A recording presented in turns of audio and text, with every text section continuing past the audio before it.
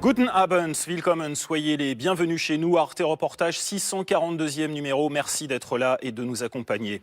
En deuxième partie d'émission, nous irons en Russie, un pays qui détruit les traces de son passé communiste.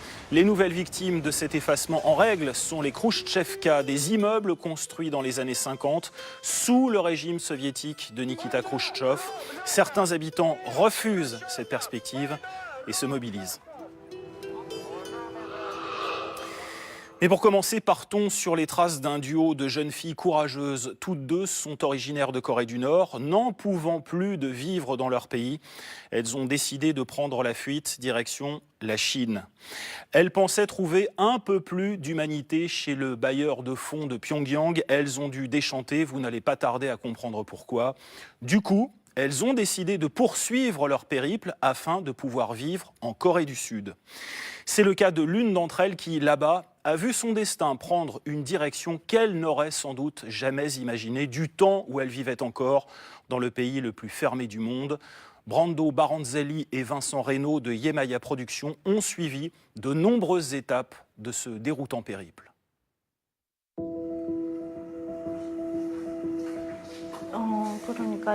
Si je me fais capturer par la police chinoise, ils vont me renvoyer dans mon pays.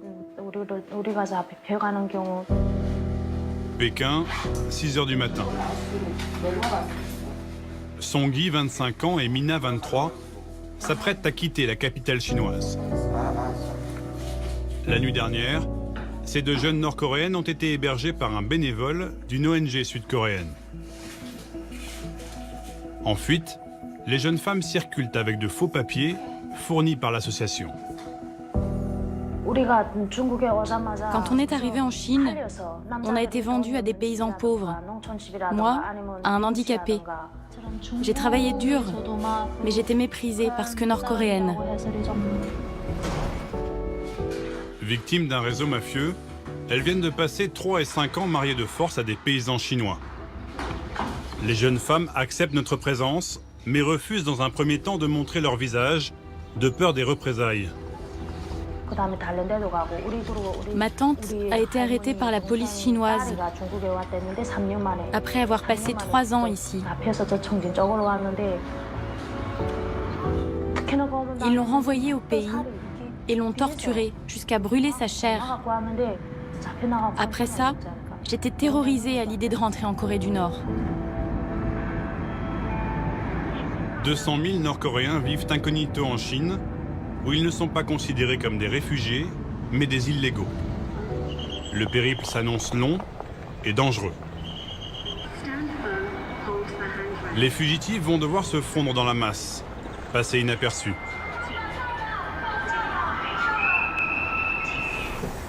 Pour les aider à quitter le pays sans se faire repérer, elles peuvent compter sur Namu, 33 ans, une autre bénévole de l'ONG sud-coréenne. Les Nord-Coréens n'ont aucune idée du monde qui les entoure. Avant, j'étais comme eux. À 17 ans, Namu, elle aussi, a fui le régime de Pyongyang. C'est vrai que la Corée du Nord a une très mauvaise image. Mais c'est mon pays. Ça me manque parce que tous mes souvenirs d'enfance sont là-bas. Ça me rend triste. Songui et Mina sont maintenant plus détendus et acceptent d'être filmés. Le premier contrôle d'identité va vite réveiller leur angoisse. Les jeunes femmes parlent chinois, mais avec un accent nord-coréen.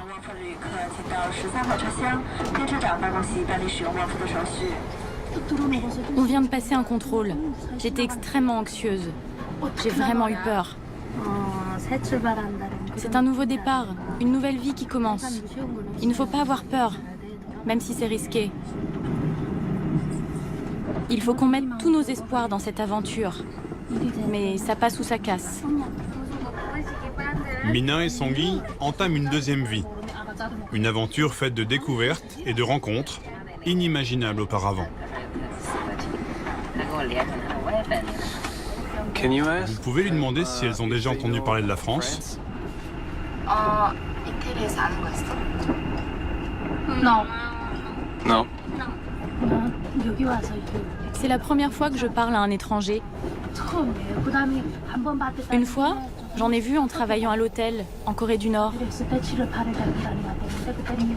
J'ai vu un Américain, j'ai vu un Chinois et un Soviétique. C'est fascinant pour moi, en fait, de regarder un étranger. Fascinant mais dangereux. La présence d'étrangers est rarissime sur ces lignes intérieures. De quoi attirer l'attention. Aujourd'hui, tout va bien, mais à partir de demain, fais attention. Ça risque de devenir plus difficile et plus dangereux.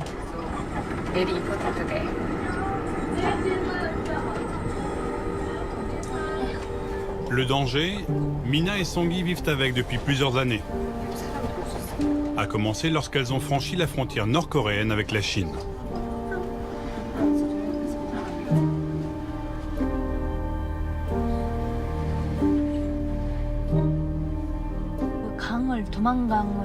Quand j'ai traversé la rivière Tumen et le fleuve Amnok, j'avais peur de l'eau parce qu'il faisait nuit. Le courant était très fort. J'étais paniquée. En traversant, je suis tombée. Je me suis heurtée violemment à un rocher. Le sang coulait le long de ma jambe.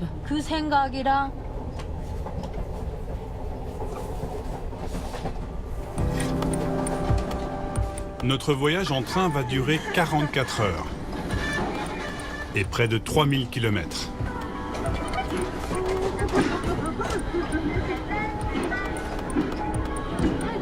Direction le Laos, au sud du pays.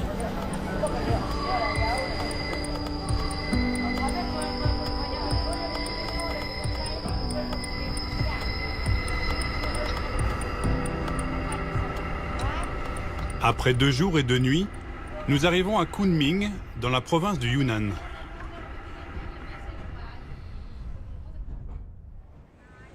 Il est 5 heures du matin.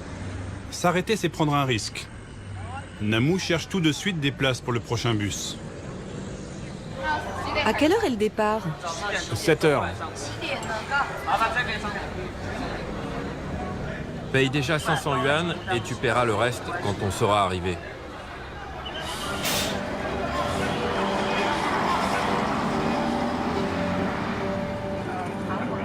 Le Laos approche, mais le périple n'est pas terminé. Au programme, 8 heures de route.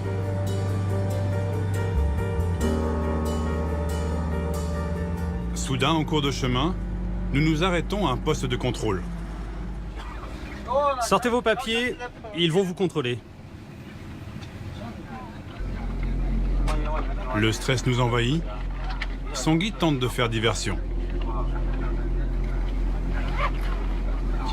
Vos papiers. J'ai très envie d'aller aux toilettes, monsieur. Vous arrivez dans pas longtemps. Est-ce que je peux descendre, s'il vous plaît? Vous pouvez descendre, mais il n'y a pas de toilette ici. Le contrôle dure. L'officier fait du zèle. L'idée que le voyage va peut-être s'arrêter là, si près du but, est difficilement supportable pour Songui.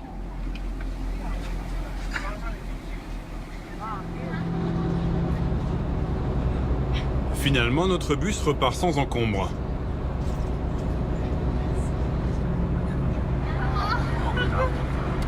La fin du calvaire approche. Les questions, elles, se multiplient.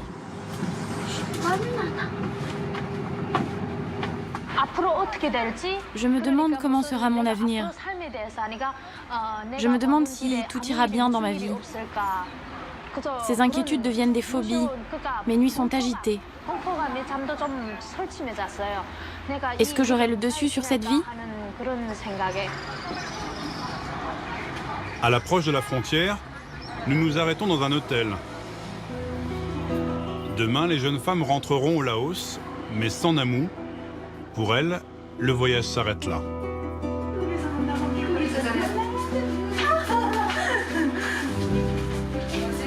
On se reverra en Corée du Sud ou aux États-Unis. Faites attention à vous et priez jusqu'à l'arrivée. Prends bien soin de toi.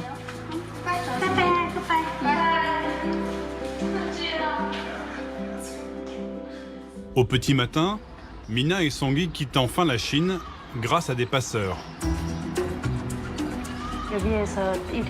Si tout se passe bien à partir de maintenant, j'arriverai saine et sauve en Corée du Sud.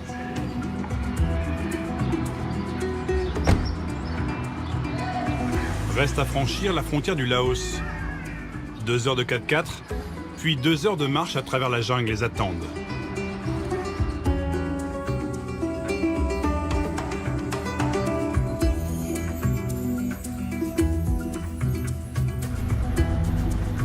Le lendemain, nous retrouvons Songui et Mina à Vientiane, la capitale.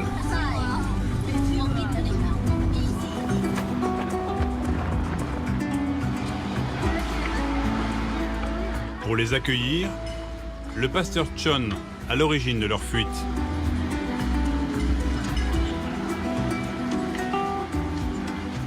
En 20 ans, cet homme a réussi à organiser la fuite de plus d'1 millier de Nord-Coréens depuis la Chine.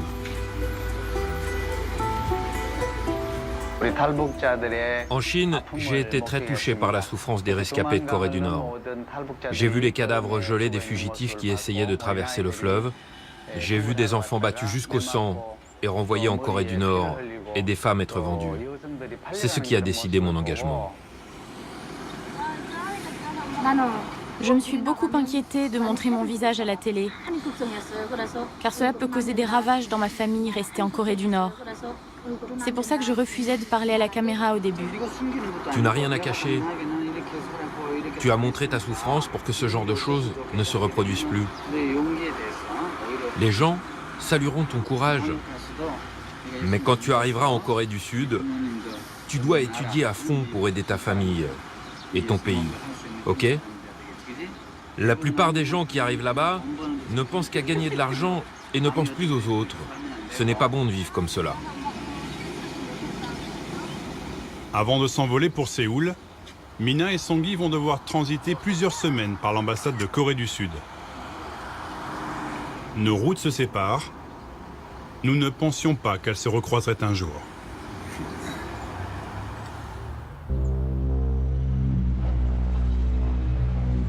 Un an s'est écoulé depuis le Laos. Nous avons perdu la trace de Mina, mais grâce aux réseaux sociaux, nous sommes restés en contact avec Songui. Nous la retrouvons en plein cœur de Séoul, métamorphosée.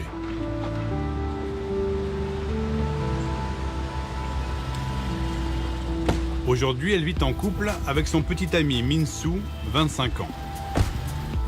Lui aussi vient de Corée du Nord. Il a fui la Chine quelques mois auparavant. Pour arriver à Séoul, les deux ont dû franchir les mêmes étapes.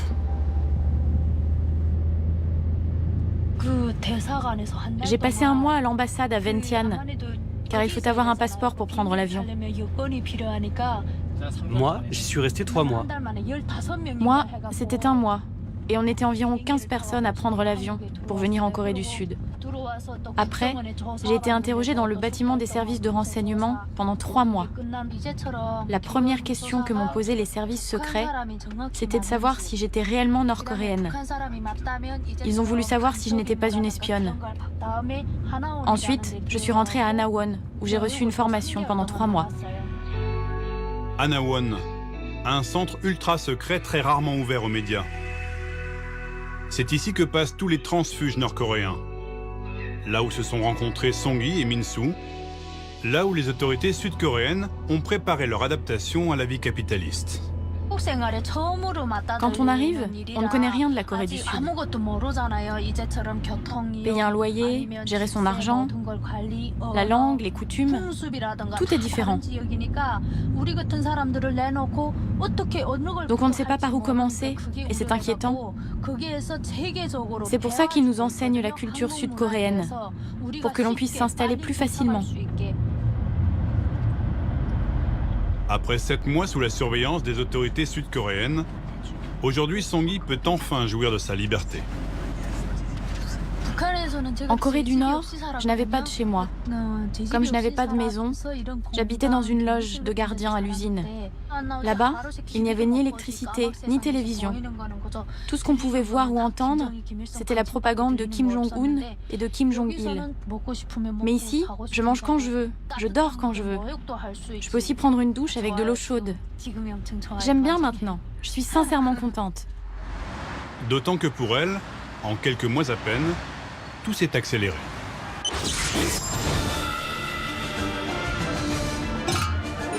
Bonjour, infirmière caporal-chef Choi Sung-gi de la 963e unité militaire, département spécial du commandement de la garde suprême. Aujourd'hui, je suis ici pour vous raconter des histoires que j'ai vécues pendant que je travaillais à l'hôpital à Pyongyang. Restez avec nous. Incroyable destin que celui de Song-gi. 2 mois seulement après son arrivée à Séoul, la rescapée du régime de Pyongyang est devenue chroniqueuse d'une émission de télévision.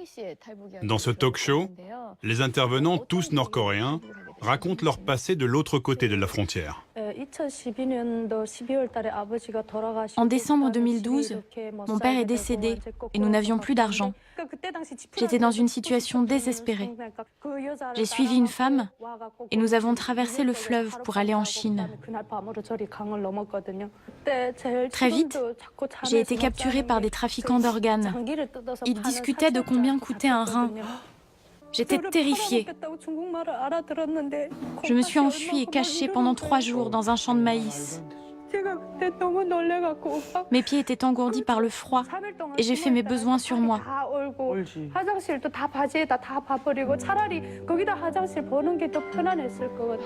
Récit poignant, reconstitution et mise en scène larmoyante, l'émission fascine les téléspectateurs.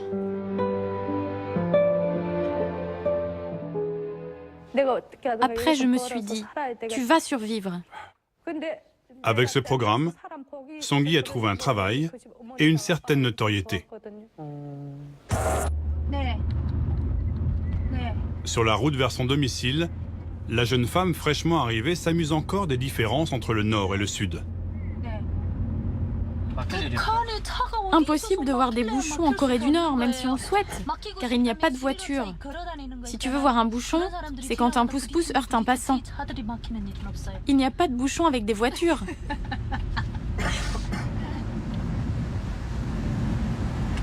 Song-gi et son fiancé habitent un HLM, en banlieue. Désormais libre et connue, la jeune femme craint pourtant toujours pour sa sécurité. Si jamais vous avez filmé le bâtiment, il faudra l'effacer. En fait, il n'y a aucun souci pour les autres endroits, mais à l'avenir, toute ma vie se fera ici. La Corée du Sud est un pays développé. On peut repérer facilement où une personne habite par le numéro de bâtiment. Et cette information va certainement remonter jusqu'en Corée du Nord.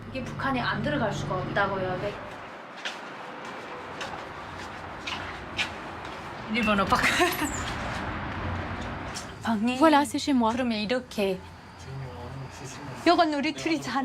On dort ici. C'est un modeste appartement, mais la vue est magnifique. À leur arrivée en Corée du Sud, les transfuges nord-coréens reçoivent l'équivalent de 10 000 € par personne et voient le loyer de leur logement social payé à vie. Des avantages conséquents, mais pour Song-gi, sa formidable épopée garde un goût bien amer. Mon rêve était d'être chez moi, avec ma famille. Mais en mai dernier, j'ai appris que ma mère était décédée. Mon rêve s'est éteint. La seule famille qui me reste est mon grand frère. J'étais complètement effondrée quand j'ai appris la mort de ma mère.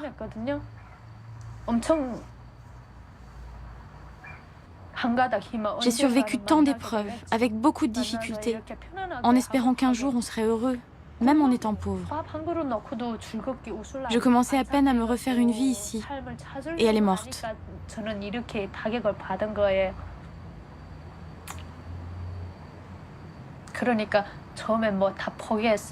Je voulais vraiment tout abandonner. Je me suis demandé pour qui et pourquoi je devais continuer à vivre. Nous quittons Song-gi. Nous ne savions pas qu'elle serait impossible à joindre pendant 2 jours. La jeune femme a été interrogée par les services de renseignement après notre tournage. Officiellement, il lui a été conseillé de ne plus nous parler. Il faut dire que les tensions géopolitiques sont montées d'un cran depuis l'été dernier. Les autorités sud-coréennes sont sur les dents et les citoyens tendus. Officiellement, on est toujours en guerre.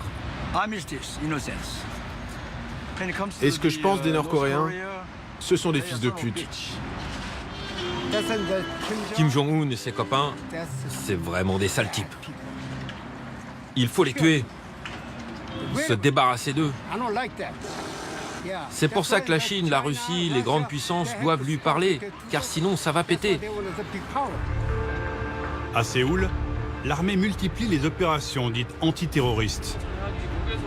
Les craintes d'une 5e colonne nord-coréenne n'ont jamais été aussi exacerbées. D'autant qu'un événement a récemment ravivé les suspicions sur la communauté des réfugiés. 19 juillet dernier, les journaux télévisés ouvrent avec l'histoire rocambolesque d'une star de la télévision sud-coréenne, elle aussi transfuge du Nord, retournée à Pyongyang.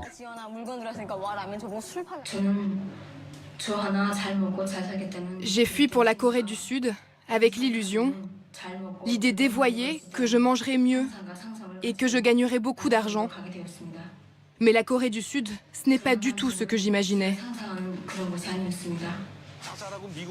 Celle à qui tout réussissait, décrite en habit traditionnel, proche des larmes, l'enfer qu'elle aurait vécu en Corée du Sud.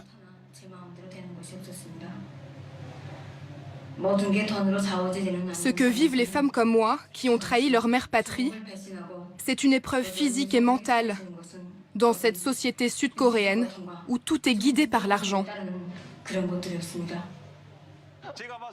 A-t-elle subi des pressions, des menaces sur sa famille pour rentrer au Nord? A-t-elle été enlevée par les services secrets nord-coréens? Ou est-elle rentrée de son plein gré?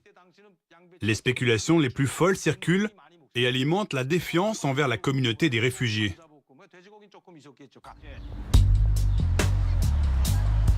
Entre 2000 et 2500 d'entre eux arrivent en Corée du Sud chaque année. Si certains retournent bien au Nord, ils constituent encore une infime minorité. Pour ceux qui restent, pas facile de toujours bien s'intégrer dans une société sud-coréenne très matérialiste et individualiste.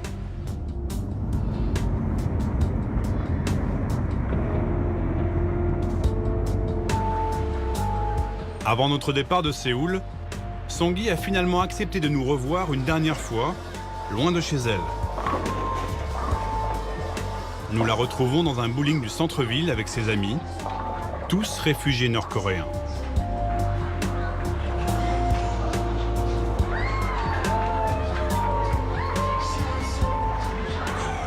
Est-ce que vous pouviez vous amuser comme ça en Corée du Nord? Là-bas, il n'y a pas d'équipement moderne, comme les karaokés, les bowling ou les boîtes de nuit. Ce n'est pas comme ici. Au Nord, si on veut s'amuser, on se retrouve entre nous, on bavarde et on danse.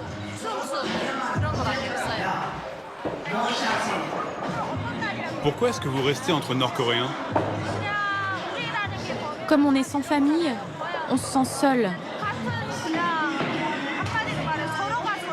Entre réfugiés nord-coréens, on se comprend bien. Parce qu'on partage la même expérience, les mêmes souvenirs. Les Sud-Coréens ne peuvent pas comprendre ce genre de choses.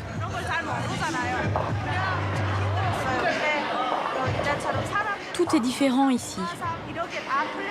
Le caractère des gens, la culture. C'est ça qui est difficile.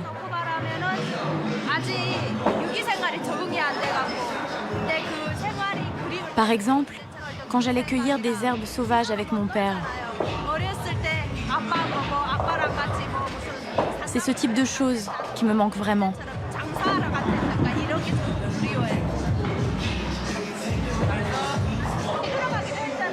Est-ce que tu pourrais retourner en Corée du Nord?